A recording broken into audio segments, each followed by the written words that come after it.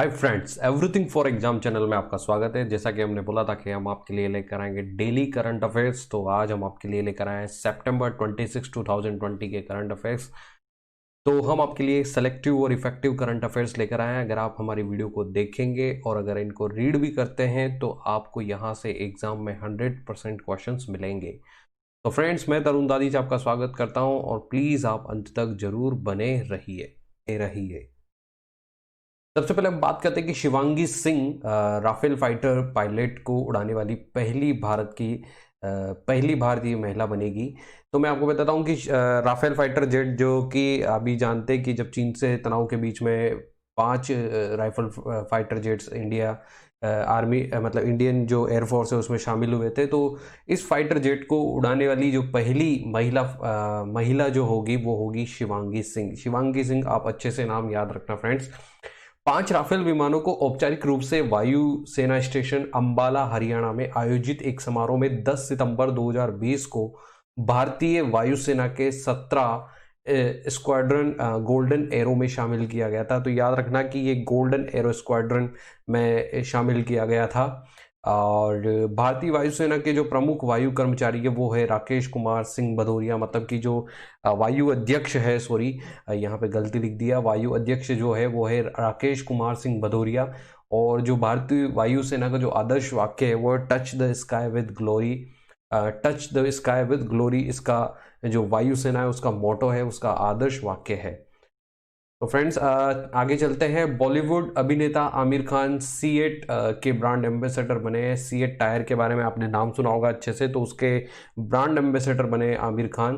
तो RPG enterprises Ram Prasad Goyan का group जो है उसका है C8, तो की एक टायर कंपनी C8 लिमिटेड ने भारतीय अभिनेता आमिर खान को 2 साल के लिए अपने ब्रांड एम्बेसडर के रूप में साइन किया। अगले 2 साल के लिए आमिर खान को साइन किया गया है। तो C8 के सेक्यूरा ड्राइव को बढ़ावा देने के लिए दुबई में चल रहे इंडियन प्रीमियर लीग IPL 2020 के दौरान विज्ञापनों में बड़े पैमाने पर प्रीमियम टायरों की एक श्रृंखला की सुविधा देगा। तो मतलब ये IPL में एक प्रकार से अपना एडवर्टाइजमेंट बढ़ाने के लिए और सिक्योरा ड्राइव जो C8 का एक पार्ट है उसको बढ़ाने के लिए, उसकी ड्राइव को बढ़ाने के लिए ये लॉन्च किया गया है। इसके लिए आमिर खान को as a brand ambassador choose किया गया है। आगे चलते हैं। केरल ने NCD 2020 की रोकथाम और नियंत्रण के लिए UNIATA पुरस्कार जीता है। तो केरल सरकार, तो जानते हैं कि आप हमेशा, आप अगर स्वास्थ्य के बारे में बात सुनोगे या हमारे देश में सबसे ज़्यादा नर्स भी अगर कहीं से आती है तो केरल से आती है, और सबसे ज़्यादा साक्षरता वाला राज्य भी है केरल। तो इस हिसाब से देखा जाए तो केरल का ये पुरस्कार जीतना वाजिब बनता भी है। तो केरल ने संयुक्त राष्ट्र की अंतर एजेंसी टास्क फोर्स से गैर संचारी रोगों से संबंधित सतत विकास लक्ष्यों की दिशा में अपने उत्कृष्ट योगदान के लिए गैर संक्रामक रोग अवार्ड 2020 की रोकथाम और नियंत्रण पर यह पुरस्कार जीता है। तो मतलब गैर संक्रामक रोग अवार्ड्स की जो रोकथाम है उसके लिए ये पुरस्कार उन्होंने जीता है। और जो केरल को स्वास्थ्य के क्षेत्र में राज्य की अथक सेवा के लिए सम्मानित किया गया, मतलब राज्य में जो स्वास्थ्य से रिलेटेड बहुत ज़्यादा जो कैंपेन्स चलाई गई है उसके लिए भी ये दिया गया है। और केरल के जो मुख्यमंत्री है एट प्रेजेंट वो है पिनाराई विजयन है, जो राज्यपाल है वो आरिफ मोहम्मद खान है। इसके अलावा आप ये भी याद रख सकते हैं, यहाँ से भी एग्जाम में क्वेश्चन आ सकते हैं। इसके बाद बात करते हैं कि RBI ने UCBs के लिए साइबर सुरक्षा के लिए प्रौद्योगिक विजन प्रकाशित किया है। मतलब साइबर सुरक्षा के लिए प्रौद्योगिक विजन प्रकाशित किया गया है। तो UCBs क्या है मैं आपको बता देता हूँ। ये अर्बन कॉर्पोरेटिव बैंक्स हैं, तो उनके लिए ये साइबर सुरक्षा प्रौद्योगिक विजन प्रकाशित किया है।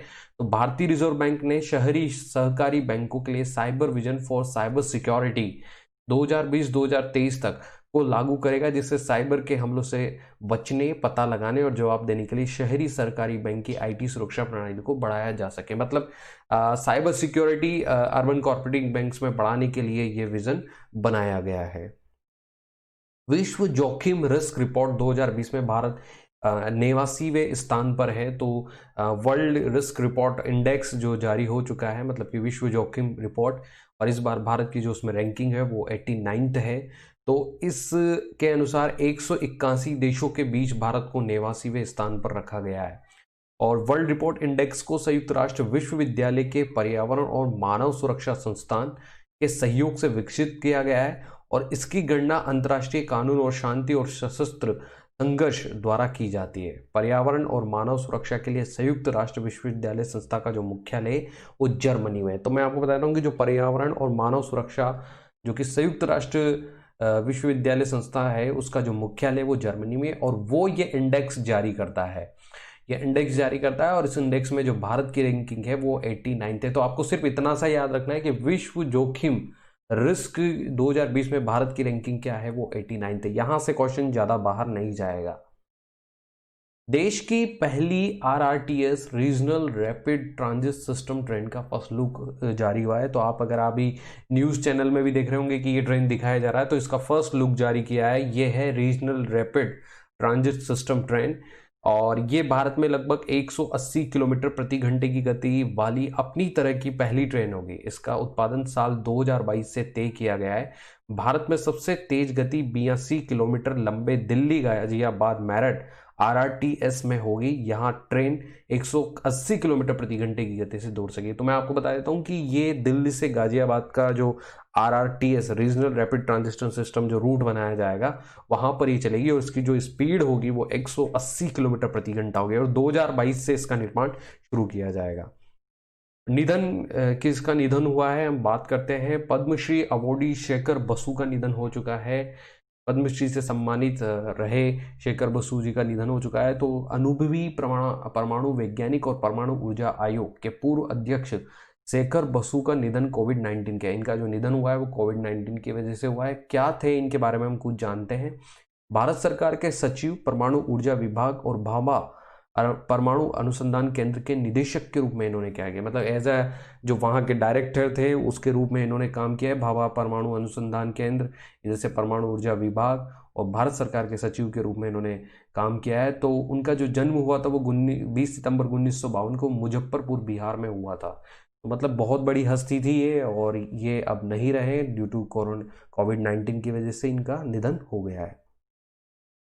अब बात करते हैं कि एक विशाल अफ्रीकी चूहा मगावा ने कंबोडिया में 39 बारूदी सुरंगों और 28 विस्फोटकों का पता लगा। मतलब इस चूहे को हमको वाकई में सैल्यूट करना होगा कि इस चूहे ने लगभग 39 बारूदी सुरंग और 28 विस्फोटकों का पता लगाया है और इस विशाल अफ्रीकी चूहे का नाम है मगावा। आपके एग्जाम में क्वेश्चन यही आ सकता है कि इसका नाम क्या होगा, वो मगावा होगा। ठीक है, मगावा को तैयार करने के लिए तैयार करने वाली संस्था APOPO पिछले करीब 30 साल से चूहों को ट्रेनिंग दे रही है और इन्हें स्निफर डॉग की जैसे बनाती है।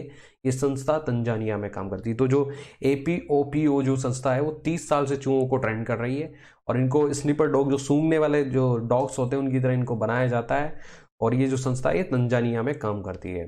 तो मेगावा की इसी बहादुरी और बुद्धिमानी के लिए उन्हें PDSA ऑर्गेनाइजेशन ने उसे गोल्ड मेडल से सम्मानित किया गया है। तो PDSA ऑर्गेनाइजेशन की तरफ से इसे गोल्ड मेडल से सम्मानित किया गया है। तो एग्जाम में क्वेश्चन यही आ सकता है कि उस चूहे का नाम क्या है जिसको PDSA ऑर्गेनाइजेशन की ओर से गोल्ड मेडल से सम्मानित किया है और जिन्होंने लगभग बारूदी और विस्फोटकों का पता लगाया है। तो वो है मेगावा। मगावा आप याद रखें जरूर, यहीं से क्वेश्चन आ सकता है। उत्तर प्रदेश सरकार ने एकीकृत पोर्टल यूराइज शुरू किया है। तो यूनिफाइड पोर्टल स्टार्ट किया है यूराइज, जो कि किसने किया है, उत्तर प्रदेश सरकार ने।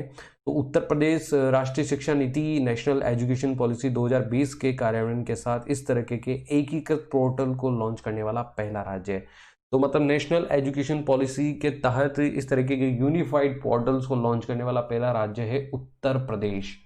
तो यूराइज पोर्टल क्या है इसके बारे में बात करते हैं। यूराइज पोर्टल छात्रों को ऑनलाइन परीक्षा, डिजिटल सामग्री, डिजिटल मूल्यांकन, डिजिटल परीक्षा पत्र, वेबिनार, इंटर्नशिप, लाइब्रेरी, रोजगार के लिए रिकॉर्ड किए गए वीडियो सामग्री से लेकर उन्हें व्यवहारिक और तकनीकी ज्ञान प्रदान कर उन्हें सशक्त करेगा। तो मैं आपको बता रहा हूँ यूराइज एक पोर्टल बनाया जाएगा जिस छात्रों के लिए, मतलब उनके उद्धार के लिए एक प्रकार से, जो उनको डिजिटाइज करेगा और डिजिटाइज इंफॉर्मेशन उनको प्रोवाइड करेगा और तकनीकी उनको समर्थ बनाएगा, सशक्त बनाएगा।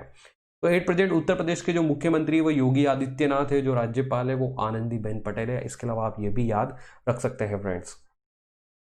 26 सितंबर को क्या क्या मनाया जाता है, कौन सा दिवस मनाया जाता है, इस पर हम बात करते हैं। विश्व पर्यावरण स्वास्थ्य दिवस 26 सितंबर को मनाया जाता है। याद रखें 26 सितंबर को विश्व पर्यावरण स्वास्थ्य दिवस मनाया जाता है।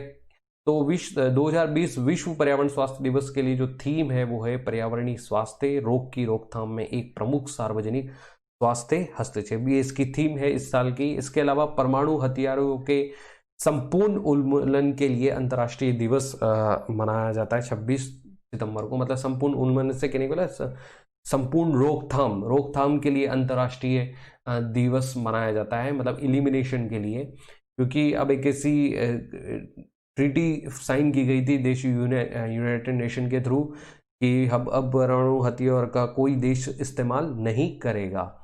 तो ये दिन विश्व समुदाय के लिए एक अवसर प्रदान करता है, वो वैश्विक परमाणु निरस्त्रीकरण के लिए अपनी प्राथमिकता को फिर से प्राथमिकता के रूप में स्वीकार करे, ऐसा बोला जाता है। मतलब हर देश अपनी अपनी प्राथमिकता लेके कि अब वो परमाणु हथियार नहीं बनाएगा और इसका कोई गलत यूज नहीं करेगा, इसलिए ये दिन 26 सितंबर को मनाया जाता है।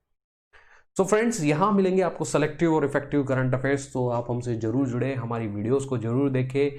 अगर आपको कुछ समझ में नहीं आता है, अगर आप इसको रीड भी करेंगे तो मेरे ख्याल से आपको बहुत कुछ समझ में आएगा, बहुत कुछ एग्जाम में याद रहेगा और यहाँ से आपको क्वेश्चंस भी जरूर मिलेंगे। So friends, thank you for watching everything for exam and please like, subscribe and share करना ना भूलें।